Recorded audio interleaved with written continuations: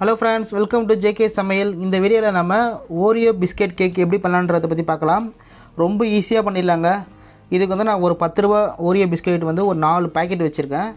நீங்க பெரிய packet கட்சினா 2 packet வச்சு கூட பண்ணலாம். நான் சின்ன பாக்கெட்ன்றதனால ஒரு 4 பாக்கெட் வச்சிருக்கேன்.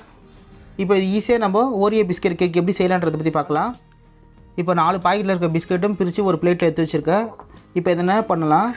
பிஸ்கட்க்குற க்ரீம் தனியாவும் பிஸ்கட் தனியாவும் தனித்தனியா எடுத்து வச்சிருங்க. இந்த மாதிரி பிஸ்கட் தனியாவும் க்ரீம் தனியாவும் எடுத்து வச்சிருங்க. இங்க பாருங்க, க்ரீம் தனியாவும் பிஸ்கட் தனியாவும் தனித்தனியா பிரிச்சு எடுத்துட்டோம். அடுத்து என்ன பண்ணலாம், நம்ம பிரிச்சு வச்சிருக்க இந்த வெறும் பிஸ்கட்டை மட்டும் மிக்ஸி ஜார்ல சேர்த்து பவுடர் பண்ணி எடுத்துக்கலாம்.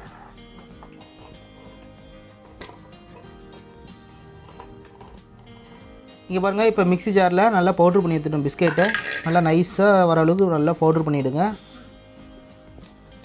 இப்போ இதெல்லாம் பண்ணுங்க, ஒரு பவுல்ல ட்ரான்ஸ்ஃபர் பண்ணிடுங்க.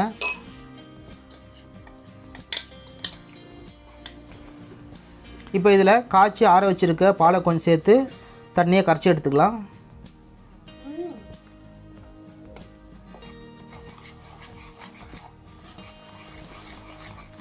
பாலை சேர்த்துட்டு விஸ்கில் நல்லா கலந்து எடுத்துருங்க.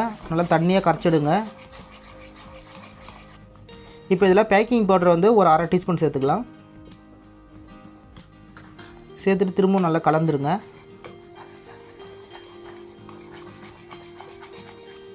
பாருங்கள், கலக்கி வச்சுருக்கிறது இந்த மாதிரி இருக்கணும்.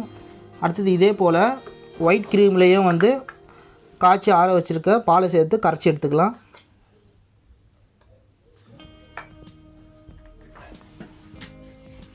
பாருங்கள், இப்போ ஒயிட் க்ரீமையும் வந்து நம்ம மில்க் சேர்த்து நல்லா கரைச்சி எடுத்துட்டோம். இப்போ கேக் செய்கிறதுக்கு நம்ம பேனில் தான் பண்ண போகிறோம். இப்போ என்ன பண்ணுங்கள், பேனில் 1 டீஸ்பூன் வந்து ரீஃபண்ட் ஆயில் சேர்த்துருங்க. சேர்த்துட்டு ஃபுல்லாக தடவி விட்டுருங்க.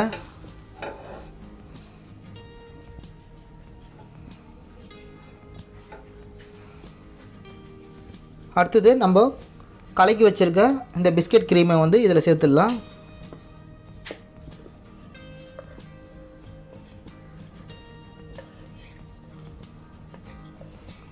ஃபுல்லாத்தையும் சேர்த்துருங்க. பாருங்கள், இந்த மாதிரி ஃபுல்லாக வர அளவுக்கு ஊற்றிடுங்க, மொத்தத்தையும் ஊற்றிடுங்க. அதுக்கப்புறம் என்ன பண்ணலாம், மூடி போட்டு ஒரு 10 மினிட்ஸ் வரைக்கும் லோ ஃப்ளேம்லேயே வைக்கலாம். இப்போ 10 மினிட்ஸ் ஆகிடுச்சு. கேக் வெந்துச்சான்னு செக் பண்ணிக்கலாம். இப்போ கேக் வெந்துச்சான்னு எப்படி செக் பண்ணணும்னா, ஒரு ஸ்டிக் எடுத்துக்கோங்க. அந்த ஸ்டிக்கை வந்து கேக்கில் இன்சர்ட் பண்ணி பாருங்கள். இன்சர்ட் பண்ணிட்டு வெளியே எடுக்கும்போது அந்த ஸ்டிக்கில் வந்து ஒட்டி இருந்துச்சுன்னா கேக் வேகலைன்னு அர்த்தம். இந்த ஸ்டிக்கில் வந்து எதுவுமே ஒட்டாமல் தான் இருக்குது. அப்போ கேக் ரெடி ஆகிடுச்சு, கேக்கும் வந்துடுச்சு. இப்போ நம்ம ஸ்டவ் ஆஃப் பண்ணிடலாம். இப்போ ரெடியாக இருக்கிற கேக்கை வந்து தனியாக பேன்லேருந்து தனியாக எடுத்து வச்சிடலாம். இப்படி பேனை கவுத்தாலே போதும், வந்து விழுந்துடும். இப்போ கேக்கோட 4 புறமும் வந்து இந்த ஓரத்தில் இருக்கிற பீஸை வந்து கட் பண்ணிடலாம்.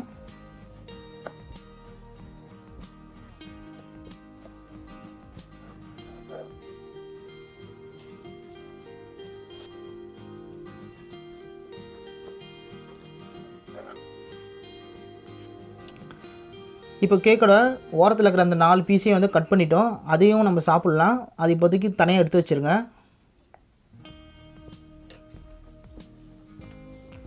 இப்போ இதை வந்து ஸ்லைஸ் போட ஆரம்பிக்கலாம். சென்டரில் ஒரு கட்டும் திருப்பி வச்சு இந்த ஷேப்பில் இன்னொரு கட்டும் போட்டுருங்க.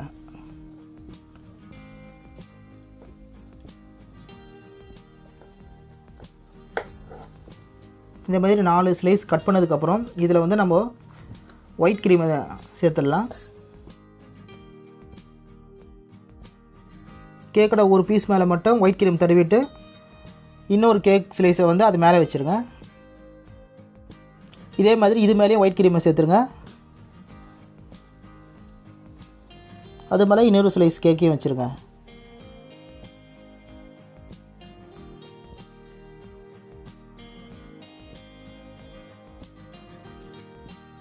அவ்வளோதாங்க, இப்போ ஓரியோ பிஸ்கட் கேக்கு ரெடி ஆகிடுச்சு. இது மேலே வந்து நம்ம சரிப்படுத்த வச்சிடலாம்.